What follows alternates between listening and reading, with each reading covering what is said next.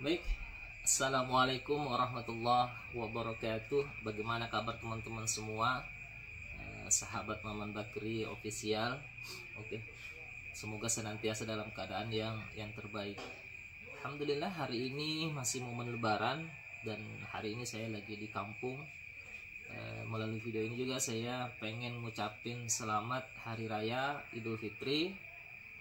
Minal aidin wal faizin, mohon maaf lahir dan batin. Oke, siapa tahu saya ini banyak salahnya, bukan siapa tahu sih, sebenarnya saya memang banyak salahnya karena kita kan ya, gitu deh, maafin ya. Oke, teman-teman sekalian, pada video kali ini saya ingin sharing santai melalui video ini terkait masalah ini, masalah finansial ya, masalah ekonomi. Yang boleh jadi hal ini mungkin belum pernah kita dapatkan di bangku sekolah, mungkin kita dapatkan di tempat yang lain, karena memang saya pribadi belum pernah juga dapatkan di bangku sekolah, karena kalau di sekolah sendiri itu kita diajarkan untuk belajar dengan baik, kemudian rajin dan seterusnya, sehingga pada akhirnya nanti kita bisa dapat pekerjaan yang bagus. Nah teman-teman sekalian, kita hari ini sharing terkait masalah sumber pendapatan atau sumber penghasilan. Kenapa? Izinkan saya mengawali dengan cerita dulu ya. Ini cerita nyata ya. Jadi beberapa hari yang lalu waktu saya pergi silaturahim ke beberapa keluarga, di jalanan tuh jadi perbincangan dengan adik saya. Dia bilang kayak gini, "Pak, kayaknya bagus nih usaha burung walet bagus." Saya bilang, "Oh ya bagus." Saya bilang, "Usaha kos-kosan juga bagus." Saya bilang bagus. Jadi dia menyebutkan beberapa jenis usaha yang memang bagus, dimana kemudian kita tidak perlu terlalu banyak pekerjaan lagi dan kita sudah bisa menikmati hasil. Misalkan burung walet kalau misalkan menghasilkan, atau misalkan kos-kosan kita bangun kemudian disewakan, iya betul, itu keren sekali. Nah teman-teman sekalian, hal yang saya sebutkan tadi, dua contoh itu sebenarnya aset income kalau saya sebutkan ya. Biasa orang menyebutkan passive income, saya lebih senang menyebutkan dengan aset income. Kenapa? Karena dari aset itu kita menghasilkan. Sebelum ke sana teman-teman sekalian, sebenarnya sumber pendapatan itu memang dari dua hal. Jadi ada namanya active income dan ada namanya asset income. Aktif itu memang kita harus bekerja dulu. Nah, penghasilan dari dua hal yang saya sebutkan tadi, yaitu contoh burung walet yang menghasilkan, kos-kosan kemudian disewakan kemudian kita dapat, itu memang keren sekali teman-teman. Siapapun pasti pengen ke sana. Saya sendiri pun pengen ke sana sebenarnya teman-teman, pengen sekali. Namun ada hal yang harus kita pahami bersama, bahwa untuk menuju ke sana tentu harus kita punya modal. Nah, modal teman-teman ya, untuk bangun sarang burung walet, manajemennya dan itu butuh modal. Bangun kos-kosan itu juga tidak sedikit modalnya, tanahnya, bangunannya, dan seterusnya itu butuh modal. Makanya saya jarang membahas masalah aset bisnis di sini. Aset bisnis atau kemudian aset income, atau biasa orang bilang sebutkan dengan passive income. Kenapa? Karena kalau orang sudah punya duit, sebenarnya sudah punya uang, sudah punya duit yang banyak, mereka bisa melakukan usaha macam-macam, banyak hal yang mereka bisa kerjakan. Entah beli lahan sawit kak, puluhan hektar, itu bisa semua teman-teman. Namun yang saya sering sharingkan adalah aktif income. Artinya pada saat kita lagi sehat ini, belum punya modal, kita harus betul-betul bisa melakukan aktif income. Artinya kita harus bekerja dulu teman-teman, tidak ada cara lain. Tidak ada cara lain selain kita harus memang berusaha, bekerja untuk mendapatkan penghasilan ya, penghasilan. Sisa dari penghasilan tersebut itu kita sisihkan, kita tabung, sehingga kemudian bisa menjadi wasilah untuk mewujudkan rencana masa depan, atau misalkan membangun aset bisnis yang tadi. Nah teman-teman sekalian, jadi secara umumnya ada dua hal tadi. Yang pertama aktif income, kemudian aset income atau passive income. Saya lebih senang bilang aset income, jadi penghasilan dari aset kita. Aktif income dan aset income. Nah teman-teman, saya lebih fokus ke aktif income. Nah, apa itu aktif income? Ya seperti saya bahas tadi, kita kerja untuk dapat penghasilan. Kalau kita tidak kerja, tidak ada hasil. Sebenarnya jenis penghasilan di luar sana atau jenis penghasilan dari active income itu bermacam-macam teman-teman, banyak sekali pilihan yang bisa kita pilih di sana. Tapi kalau boleh saya kasih saran teman-teman,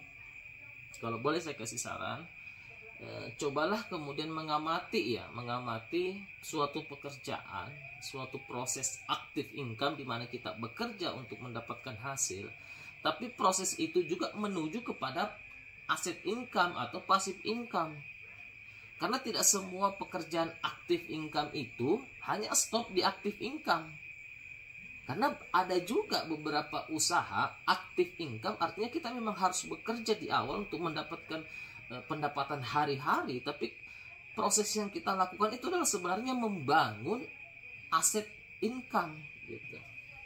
Membangun aset income ada teman-teman, dan itu teman-teman harus melihat, harus mempelajari. Kenapa? Sebab begini, ketika kemudian kita mengerjakan pekerjaan active income yang tidak menuju kepada passive income atau aset income, maka kita akan bekerja selamanya.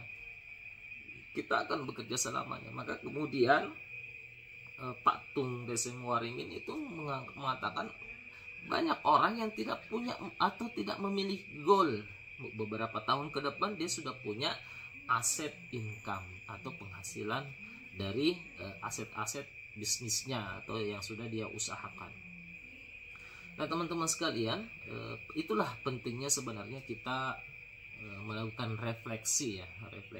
Contoh misalkan seseorang dalam pertandingan sepak bola, ketika mereka sudah melakukan beberapa kali pertandingan, latihan lagi, kan mereka melakukan review tuh, melakukan introspeksi tim lah ceritanya.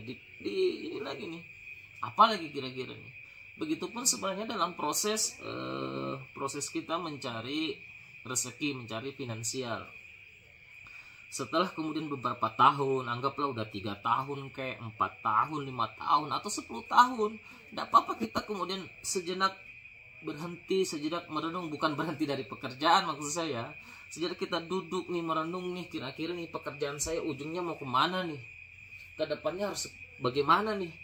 Ini kan kita perlu memikirkan hal itu. Tidak boleh kemudian, bukan tidak boleh ya, siapa yang membolehkan, siapa yang tidak membolehkan ya, bukan maksudnya seperti itu. Jadi tidak ada salahnya kemudian kita merenung nih, iya ya, masa iya sih pekerjaan ini saya sudah kerjakan misalkan 5 tahun, 10 tahun, kira-kira kedepannya seperti apa. Nah itu teman-teman, kalau bukan kita yang melakukan itu, tidak akan ada orang yang akan melakukan hal itu untuk kita ya. Percaya deh, tidak akan ada orang yang akan melakukan hal itu untuk kita. Bahkan bisa jadi tidak ada orang yang akan peduli ya, tidak ada orang peduli. Jadi kita nih memang harus melakukan refleksi atas usaha-usaha yang telah kita kerjakan. Muaranya nih kemana nih, hasilnya nanti gimana nih, apakah betul-betul bisa sesuai harapan kita. Kalau soal bagaimana cara menganalisis, bagaimana kemudian menyimpulkan, saya tidak perlu ragukan teman-teman semua. Teman-teman udah paham semua ilmunya, cuman mungkin belum dilakukan tuh refleksi. Contoh sederhana misalkan, contoh sederhana apa ya? Ya teman-teman udah tahu deh kesimpulannya seperti apa, bahwa betul pekerjaan itu akan ada hasil, tapi tidak semua hasil bisa sesuai harapan kita ya. Bahkan banyak hal pekerjaan yang hasilnya abu-abu antara ada dan tidak. Makanya kemudian di sini nih kita perlu melakukan refleksi perjalanan karir kita, refleksi perjalanan hidup kita, refleksi perjalanan finansial kita. Karena tidak akan ada orang yang akan melakukan hal itu selain diri kita sendiri ya. Saya sharing ini teman-teman sekalian, bukan maksud mengajari apalagi menggurui, tidak ada sama sekali. Saya sharing teman-teman ya. Kenapa? Karena banyak sekali kemudian saya jumpai fakta di lapangan itu, dia sudah melakukan proses dengan luar biasa teman-teman. Prosesnya luar biasa, pekerja keras, ulet, telaten dan seterusnya. Itu bukan jaminan mereka akan bisa bebas finansial di masa yang akan datang. Tidak ada jaminan. Kenapa? Ya Nah, karena memang tidak ada jaminan sebenarnya, tapi yang paling penting yang saya ingin katakan di sini adalah berprosesnya di tempat yang mana itu tidak kalah penting, teman-teman, tidak kalah penting. Nah, kalau kita berprosesnya di tempat yang memang tidak ada ending passive income atau tidak ada ending kita membangun aset bisnis, maka selamanya akan seperti itu. Kita harus membarter waktu dan tenaga kita untuk mendapatkan penghasilan. Ketika kita sudah tidak punya waktu untuk bekerja, tidak punya kekuatan untuk bekerja, entah faktor usia kah, faktor kesehatan kah, maka berhenti itu semua tuh. Ini bukan mengancam sih, teman-teman. Ini hanya sharing bahwa kita diberikan pilihan sebenarnya. Kita punya pilihan untuk memilih pekerjaan yang arahnya bisa jadi aset bisnis, bisa menjadi aset income. Banyak kok, teman-teman. Tidak semua juga harus dimulai dengan modal yang besar, tidak.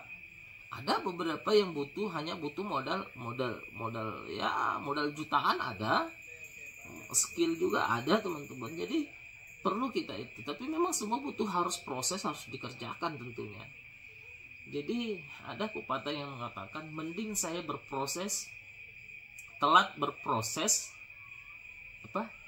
mending saya terlambat berproses di tempat yang tepat daripada saya cepat berproses di tempat yang keliru. Ya, ini bagus juga sih kata-katanya, dan memang seperti itu, teman-teman, ya, memang seperti itu.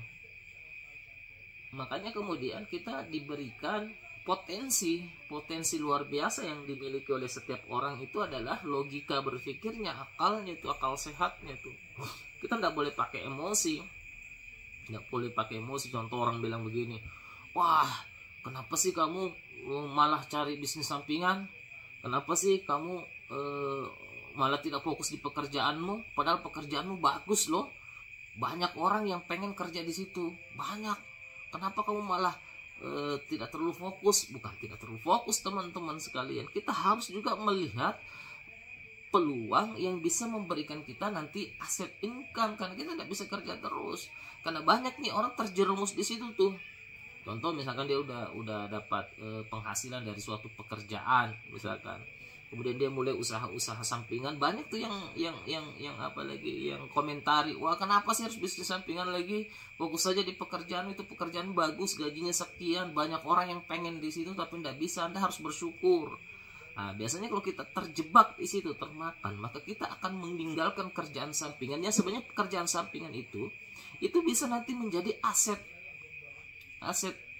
income, ya, tidak selalu harus aktif income. Ini penting, teman-teman, ya, penting sekali. Kenapa? Karena usia kita terbatas, kesehatan pun demikian, dan banyak faktor yang menyebabkan kemudian ya kita tidak bisa mengandalkan aktif income. Jadi ayo mulailah hari ini memikirkan atau merefleksi, ini kerjaan saya nih, kalau saya kerjakan terus 5 tahun, 10 tahun, hasilnya gimana nih? Kan kita hasilnya gimana nih? Apalagi kalau punya impian, dihubungkan dengan impian, itu harus tuh. Ya, kalau saya sih dulu selalu menganjurkan kalau ketika kita mau usaha, pokoknya lakukan saya gedebak-gedebuk saja. Tapi sekarang saya tidak asal gedebak-gedebuk juga sebenarnya. Kenapa? Kita harus memikirkan juga gedebak-gedebuk hasilnya gimana ke depan nanti. Karena semua pasti akan ada hasil. Cuman nanti ya hasilnya apakah memang sesuai yang kita harapkan atau tidak. Ini keren nih, teman-teman, ya, keren, karena hal seperti ini masih sangat jarang dibahas, ya.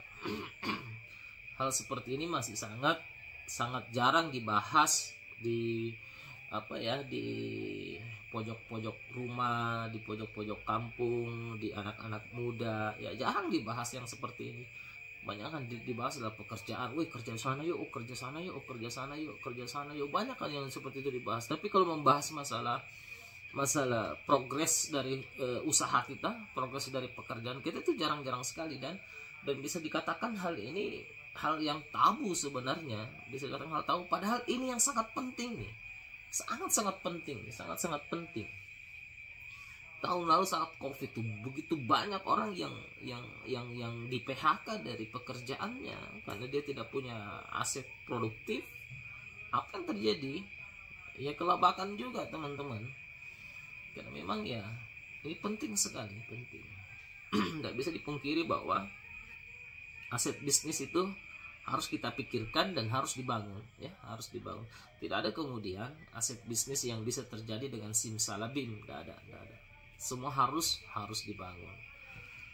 Oke, itu saja sharing-sharing dari pengantar awal Syawal ini ya. Awal Syawal ini. Semoga teman-teman, saudara semua yang tahun ini Lebaran pulang kampung masih naik motor, tahun depan udah bisa naik mobil sendiri ya, belinya cash. Amin ya robbal alamin. Pokoknya tahun depan bisa lebih meningkat ya. Kalau Ramadan ini mungkin ini Ramadan berikutnya bisa lebih meningkat lagi sedekahnya, dan seterusnya teman-teman. Dan itu memang harus kita pikirkan, harus kita usahakan juga. Tidak bisa simsalabim kejadian, nggak bisa. Harus kita progres juga dari sekarang ya untuk memikirkan. Dan tidak akan ada orang yang memikirkan hal itu untuk diri kita. Tidak akan ada juga orang yang akan mengusahakan itu semaksimal mungkin untuk diri kita selain diri kita sendiri teman-teman. Dan jarang-jarang juga akan kita dapatkan informasi apalagi progres ke depan. Biasanya kan mengalir begitu saja, kerja ya kerja terus, nggak tahu hasilnya nanti gimana, ujungnya kayak gimana. Pokoknya kerja, ada uang, ada makan, selesai. Jangan dong teman-teman, jangan ya. Kita harus saya pribadi juga terus melatih diri, melalui logika berpikir, termasuk logika bisnis. Itu penting, logika usaha juga penting ya. Ujungnya mau kemana nih nanti ya, ujungnya mau kemana. Nah kalau kita misalkan sudah ketemu, kayaknya gini nih, tidak cocok. Jadi kita harus berani melakukan hal baru ya. Tidak juga saya bilang berhenti dari kerjanya, enggak, lakukan hal baru, karena pasti kita punya waktu luang lah. Kita tidak ada pengalaman bisa dicari ya, pengalaman bisa dicari. Jadi yang penting kita tahu dulu nih diri kita, finansial kita. Ada pepatah orang apa ya yang mengatakan kita ini harus mengenali diri kita. Iya, penting tuh mengenali diri kita. Siapa yang mengenali dirinya akan mengenali Tuhannya, kan gitu. Saya pernah dengar sih kayak gitu. Nah sebenarnya teman-teman, kita juga harus tahu pekerjaan kita ujungnya seperti apa, endingnya seperti apa, dan gimana dengan keadaan kita. Itu kita harus tahu juga. Nah kalau udah tahu, kita harus punya keberanian untuk melakukan hal baru. Nah ketika teman-teman ingin melakukan hal baru, maka tentu ada konsekuensinya. Konsekuensinya adalah karena hal baru berarti jangan kaget, harus terbiasa ya. Namanya kaget sama aja kalau saya misalkan tidak pernah main bulu tangkis, tiba-tiba main bulu tangkis, ini kan pegel-pegel semua nih badan nih. Kenapa? Karena tidak pernah kaget dia. Begitupun kita, jangan kaget kalau kaget. Maksudnya gimana jangan kaget kalau kaget? Maksudnya jangan heran lah kalau misalkan kalau terjadi kalau kita sedang ke hal baru, kemudian ada hal-hal yang kayak gitu, jangan kaget, karena memang kita lagi melakukan hal baru ya, beradaptasi pastinya. Intinya kalau kita udah siap melakukan hal baru di tempat yang baru, nah kita harus tahu konsekuensinya dan siap mengikuti prosesnya. Kata-kata apalagi ada peribahasa mengatakan, di mana kaki berpijak, di situ langit dijunjung. Oke, ini teman-teman sharing-sharing saya pada malam hari ini. Jadi mohon maaf lahir dan batin. Insyaallah setelah Lebaran ini kita akan kembali gaspol lagi terkait masalah usaha dari agen pupuk paten. Kenapa? Karena jos nih pupuk paten, masya Allah, di mana-mana masya Allah. Testimoni kayak gini, dan memberikan rasa bahagia. Apalagi sekarang nih hasil pertanian tuh harganya, masya Allah, keren ya hasil pertanian. Lagi kalau misalkan hasil pertanian udah banyak, bagus, berkualitas, harganya juga tinggi, panen tuh petani. Nah kalau petani panen, yang lain juga ikut panen. Penjahit ikut panen, penjual sendal ikut panen, penjual motor ikut panen, penjual kelontongan ikut panen. Kenapa? Petaninya lagi banyak duit. Sebenarnya kalau ingin membuat perekonomian berjalan, perputaran ekonomian makin cepat, gampang, petaninya punya duit, kantongnya tebal, semua ekonomi jalan, semua ekonomi jadi jalan. Kenapa? Duit petani banyak, usaha bakso laris manis baksonya. Kenapa? Petaninya banyak duit.